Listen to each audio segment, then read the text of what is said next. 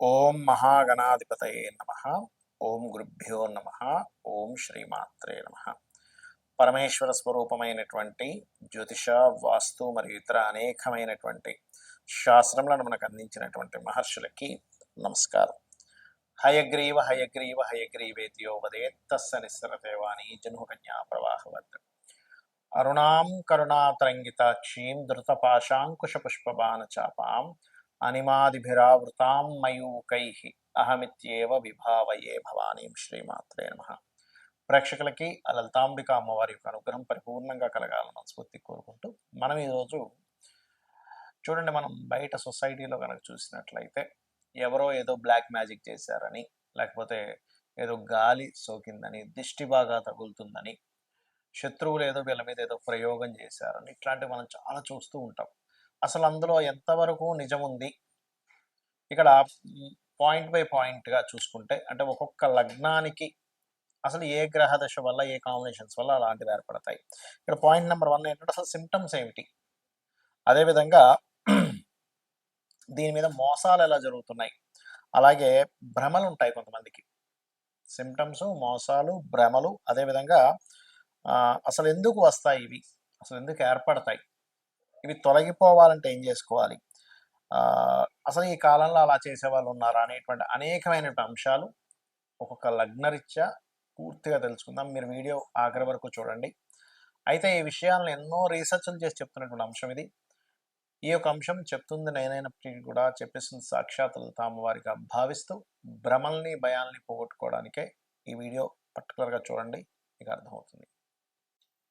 తులాలగ్నము, తులారాశి.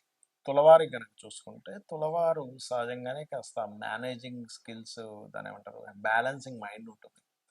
అయితే మీకు గనక ఉదాహరణకి 2వ అధిపతి కుజుడు కనుక స్పాయిల్ అయితే, అందులో పర్టికులర్గా కుజుడు ఎక్కువ పాపగ్రహాలతో కలిసి ఉండి ఆ మహాదశలు, అంతర్దశలు వచ్చినప్పుడు సంథింగ్ నెగటివ్ ఏ రూపంలో వస్తుందంటే, కుటుంబ సభ్యులలో జీవిత భాగస్వామికి ఇటువంటి సిమ్టమ్స్ వచ్చి తద్వారా ఇబ్బంది పడుతూ ఉంటారు.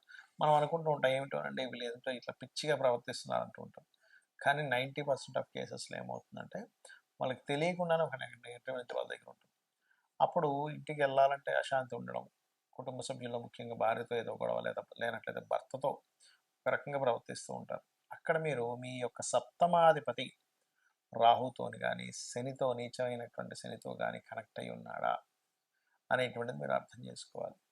అప్పుడు ఏమవుతుంది, ఈ ఇబ్బందులు కలగకుండా ఉంటాయి. అలాగే కొన్నిసార్లు ఈ శని భగవానుడు కనుక పాడయ్యాడు, ఇందాక మనం చెప్పుకుంది కుజుడు, కానీ శని భగవానుడు కనుక పాడైతే ఏమవుతుంటుందంటే సంతానం వల్ల కలిగేటువంటి స్ట్రెస్ పెరుగుతూ ఉంటుంది. అంటే అలాగా సంతానము, నేను ఫలానా వాళ్ళని పెళ్లి చేసుకుంటానని చాలా చిన్న వయసులో, కొంతమంది మనం చూస్తూ ఉంటాం 15 ఏటో, లేకపోతే 16 ఏటో, అంటే 10th క్లాస్, ఇంటర్, ఇంకా వాళ్ళకి మెచ్యూరిటీ లెవెల్స్ పూర్తిగా రాకముందే ఎవరినో ఇష్టపడడం, నేను వాళ్ళతో ఇది అవుతాను అనుకోవడం, ఇవన్నీ కూడా ఏంటంటే వాళ్ళ పర్సనల్ చార్ట్లో ప్రేమ వ్యవహారాలు నడిచే టైం ఒకటి నడుస్తూ ఉంటుంది. కొన్నిసార్లు తెలియకుండానే వాళ్ళు అలాంటి ఒక మాయలో ఉంటూ ఉంటారు.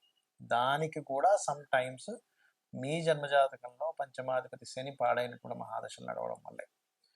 అప్పుడే దాని విషయంలో వివాహ సంబంధించిన విషయాలు కొంతమందికి తులాలగ్నం వారికి శని కుజులు కనుక పరివర్తన జరిగిందనుకోండి, వీళ్ళు పెళ్లి చేసుకున్నప్పుడు కొంతవరకు ఘర్షణ, ఇష్టపడి చేసుకుంటుంటారు. కానీ వీళ్ళ సంతానం కూడా ఎవరైనా ఇష్టపడ్డప్పుడు అదొక ఘర్షణగా మారుతూ ఉంటుంది. అయితే ఇది ప్రేమ వ్యవహారాలు ఇవన్నీ ఒక ఎత్తు అయితే, కొన్ని అనాలోచితంగా కొన్ని పనులు జరుగుతూ ఉంటాయి.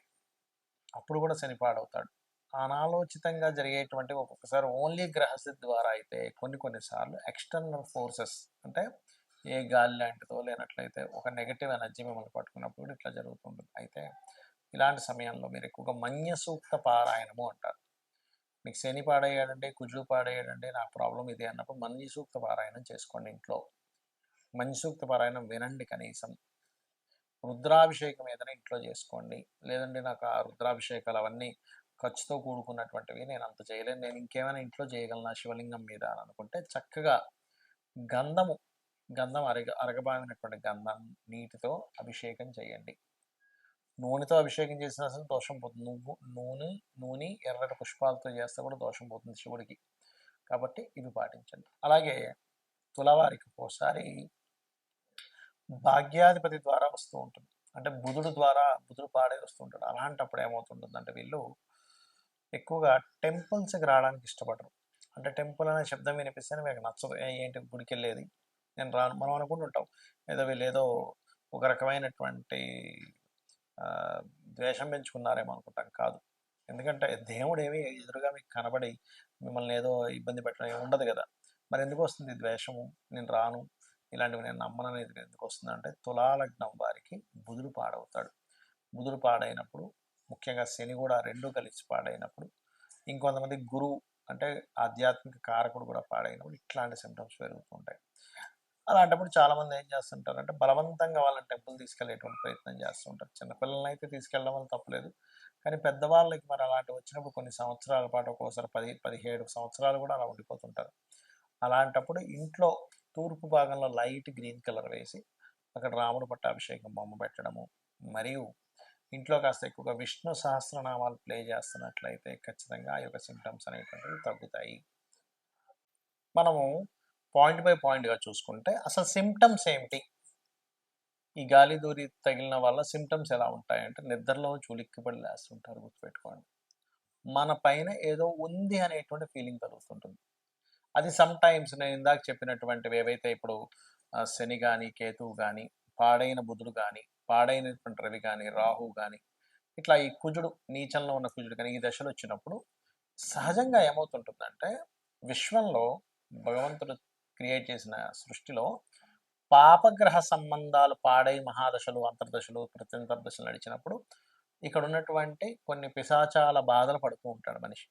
శుభగ్రహ సంబంధాలు వచ్చినప్పుడు కొన్ని దేవతా గణాల యొక్క మంచి ఫలితాలు పొందుతుంటాడు. ఇది మెయిన్ కారణం అక్కడ ఎందుకు అలా అవుతుంది అంటే.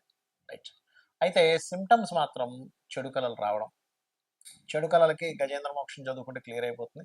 కాకపోతే ఉలిక్కి పడడం, వెనక నుంచి ఎవరో ఇలా వెళ్ళిపోయినట్టు అనిపించడం, ఏదో పని చేసుకుంటే వెనక నుంచి ఏదో ఒక నల్లటి ఆకారం వెళ్ళిపోయిందండి అంటూ ఉంటారు. ఇవి కొంతమందికి భ్రమలు కూడా ఉంటాయి. అంటే ఏమిటి, ఏమీ లేకపోయినా భ్రమ పడుతుంటారు. భ్రమ ఎవరు పడతారు, ఎందుకంటే మనం ఒక క్లారిటీకి రావాలి. నేను నిజంగా భ్రమ పడుతున్నానా, అవుతుందా, ఇది తెలుసుకోవాలి ముఖ్యంగా. ఎందుకంటే ఈ మీరు భ్రమపడుతున్న దాన్ని కొంతమంది సొసైటీలో మోసం చేస్తుంటారు కూడా. మీకు ఏదో వచ్చేసిందండి, మీరు ఇన్ని లక్షలు తీసుకురండి, ఇన్ని వేలు తీసుకురండి, ఫస్ట్ అక్కడ డబ్బులు పెట్టండి అని మిమ్మల్ని ఇబ్బంది పెట్టే వాళ్ళు ఉంటారు సొసైటీలో. ఇది బాగా గుర్తుపెట్టుకోండి. మరి ఏమండి, నాకు భ్రమ అవ్వచ్చు లేదా నిజంగా అవ్వచ్చు, ఏమిటి దీనికి పరిహారము అంటే కూడా చెప్తాను మీకు. అలాగే మరొకటి ఏంటంటే ఇక్కడ భ్రమకి నిజంగా జరుగుతుందా అనడానికి ఏమిటి తేడా అంటే చెప్తా చూడండి. మీది భ్రమ అనుకోండి, ఎక్కడో పంచమాధిపతి మహాదశలు నడుస్తుంటాయి. మీ లగ్నం నుంచి 5వ అధిపతి మహాదశల్లో ఇది కనెక్ట్ అవుతూ ఉంటుంది. లేదా చంద్రుడి ద్వారా కనెక్ట్ అయిందంటే అది భ్రమే, ఇంకా అందులో డౌట్ లేదు. నిజంగా జరుగుతుందంటే అప్పుడు ఏంటంటే మీరు సంబంధం లేకుండా ఉలిక్కి పడుతూ ఉంటారు. అది నిజమైందనమాట. అయితే అందులో ఇక్కడ మరి ఈ రోజుల్లో నిజంగా ఇలాంటివి ఏమైనా ఇప్పుడు మనం వింటూ ఉంటాం. పాతకాలంలో వినేవాళ్ళం, బాణామతి, చిల్లంగి, లేకపోతే రకరకాలు ఉంటాయి, రకరకాల చెడుకులు చేసేవాళ్ళు ఉంటారు. మరి ఈ కాలంలో ఉన్నారంటే చాలా తక్కువ అలాంటివి చేసేవాళ్ళు ఇప్పుడు. ఎందుకంటే ఇప్పుడు అంత ఓపిక కానీ అంత నిష్టగా ఉండేవాళ్ళు కానీ లేరు. ఎక్కడో ఓ లక్షలో కోట్లో ఒక వ్యక్తి దొరుకుతారు జెన్యున్గా ఉండేవాళ్ళు. మిగతా అంతా కూడా మార్కెట్లో ఉన్నదంతా కూడా ఫేక్ పీపుల్ ఎక్కువగా ఉన్నారు. ఇది మీరు గుర్తుపెట్టుకోండి. ఇది చాలామంది నాకు శత్రువు ఉన్నాడు, వాడి మీద ఏదో ప్రయోగం చేయడానికి ఎవరినో కలిశాను, ఇన్ని లక్షలు తీసుకున్నారు, ఏదో చేసేసాను అన్నాడు, ఇంకేవో చెప్తూ ఉంటారు. అవి మీరు నమ్మకండి దయచేసి. జెన్యున్ పీపుల్ చాలా తక్కువ. నేను ఇలాంటివి లేవనట్లేదు, ఉన్నాయి, కానీ ఇలా చేసే వాళ్ళ జెన్యున్గా ఉండే వాళ్ళ పీపుల్ చాలా అంటే చాలా తక్కువ, చాలా ఎక్కడో కానీ ఉండరు. వాళ్ళు దానికి ఎన్నో నియమనిష్టలు పాటించాలి, లేకపోతే వాళ్ళకి ప్రమాదం అనమాట అది. రైట్. అలాగే ఇక్కడ ఇంకొక విషయం ఏంటంటే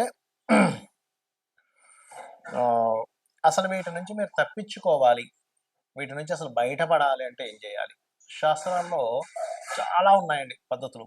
ఒకటి, నిత్యము చండీ ఇంట్లో గనక పారాయణం జరిగింది, లేదా లలితా సహస్రనామాలు ఇంట్లో పారాయణం జరుగుతుంది, రోజు ఉదయం సాయంత్రం లలితా సహస్రనామాలు చదువుతున్నాయి, లలిత చదవడం కానీ, లేకపోతే ఖడ్గమాల ఇంట్లో మీకు ఉపదేశం ఉంటేనే ఖడ్గమాలు చేయాలంటారు. జరుగుతుంది అంటే ఆవరణ దేవతలు ఒక్కొక్క దేవత గురించి వస్తూ ఉంటుంది. ఆ దేవతలు మొత్తం రక్షణ కలిగించి మీకు నెగెటివ్ ఎనర్జీ పోయేలా చేస్తుంది. గుర్తుపెట్టుకోండి ఒకటి. రెండవది హనుమాన్ చాలీసా వచ్చండి నాకు పొద్దున సాయంత్రం ఇంట్లో చేసుకుంటాను, లేదా రామ భజన ఏదైనా చేస్తాను ఇంట్లో, ఖచ్చితంగా అటువంటి నెగటివ్ ఎనర్జీస్ తరిమి తరిమి కొడతాడు ఆంజనేయ స్వామి. రెండవది. ఇక మూడవది ఏంటంటే, లేదండి మాకు ఒకసారి ఏదైనా ఒక పెద్ద కార్యక్రమం చేసుకుందాం అనుకుంటే దాంతో క్లియర్ అయిపోవాలంటే చండీ పారాయణం, చండీ హోమం ఖచ్చితంగా ఇంట్లో ఇటువంటి నెగటివ్స్ ఏమైనా ఉన్నా సరే పోగొట్టేలా చేస్తుంది. గుర్తుపెట్టుకోండి. ఇలాంటివి చేసుకోండి, కానీ అనవసరంగా ఏదో నమ్మి ఏదో భ్రమంలో బ్రతుకుతూ ఏదో అయిపోయిందని అనుకుంటూ దీనివల్ల ఏమవుతుందంటే, ఏమీ జరగనటువంటి మీరు ఏదో నాకు ఏదో ఎవరో ఏదో చేశారనో, ఏదో గాలి సోకిందనో, ఇలాంటి భ్రమంలో ఉన్నప్పుడు ఏమవుతుందంటే లైఫ్ అన్నిటిని పక్కన పెట్టేస్తాడు మనిషి. అంటే చేస్తున్నటువంటి ఉద్యోగము, వ్యాపారము ఇవన్నీ వదిలేసి వాటి చుట్టూ తిరుగుతుంటాడు. కాబట్టి దయచేసి ఇటువంటి వాటికి మీరు ఈ రకంగా మీరు బయటపడవచ్చు. శుభ్రంగా ప్రతి క్షణము ఇవన్నీ చేయలేనండి, ఆంజనేయ స్వామిని తలుచుకుంటా సరిపోతుంది. లేదు శ్రీమాత్రే నమః అనుకున్నా కూడా సరిపోతుంది. అయితే ఇక్కడ ఎప్పుడు కూడా ఇంట్లో కనుక మీకు కొంతమందికి ఏంటంటే మనుషులకు ఉండదు కానీ ఇంట్లో నెగిటివ్ ఎనర్జీ వస్తూ ఉంటుంది. ఎలాంటి ఇల్లు ఒక్కోసారి మనం కొన్ని రోజుల పాటు ఎవ్వరూ ఉండకుండా ఇంట్లోకి ఏ ఊరు వెళ్ళిపోవడమో, లేకపోతే ఇల్లు ఖాళీ చేసి వెళ్ళిపోయి మళ్ళీ ఎప్పుడో 2-3 నెలల తర్వాత మళ్ళీ ఇంటికి వచ్చినప్పుడు ఏమవుతుందంటే నెగిటివ్ ఎనర్జీ ఫామ్ అవుతుంది. అలాంటప్పుడు ఖచ్చితంగా ఇంట్లో ఏ హోమమో, సత్యనారాయణ సంవ్రతమో ఒక 11 రోజుల పాటు గోమూత్రాన్ని చల్లి నీట్గా తుడవడం చేయాలి. అలా చేస్తే ఏమవుతుందంటే కల్లుప్పుతోని కడిగడం చేస్తే అప్పుడు నెగిటివ్ ఎనర్జీ పోతుందండి. లేకపోతే ఏమవుతుందంటే అవి ఎవ్వరూ తిరగనటువంటి ప్రదేశము. ఎందుకంటే లోకంలో నెగటివ్ ఎనర్జీ, పాజిటివ్ ఎనర్జీ 2 ఉన్నాయి, గుర్తుపెట్టుకోండి. దేవతా ఎనర్జీ ఎంత స్పష్టంగా ఉందో, పిశాచాలు, ఆత్మలు ఈ ఆత్మలే రకరకాలుగా మారుతూ ఉంటాయి. మనిషి యొక్క ఆత్మే ఆ రకంగా మారుతూ ఉంటుంది. అవి కూడా ఉన్నాయి. కాకపోతే ఇక్కడ దేవతని గనక మీరు పట్టుకోగలిగితే 100% ఎటువంటి ఇబ్బంది ఉండదు. కాకపోతే నిష్టగా రెగ్యులర్‌గా చేస్తున్నారు. మరి కొంతమందికి ఈ పాపగ్రహ సంబంధాలు ఎక్కువగా ఉన్నప్పుడు అది ఒక్కోసారి రోగం మీద, ఒక్కొక్కసారి ఇట్లాంటి వాటి మీద ప్రభావం చూపిస్తుంటుంది. ఆ సమయంలో అమ్మవారిని బలంగా మీరు నిత్యము చేయండి. అన్ని విధాలా మీకు బాగుంటుంది. శ్రీమాత్రే నమః.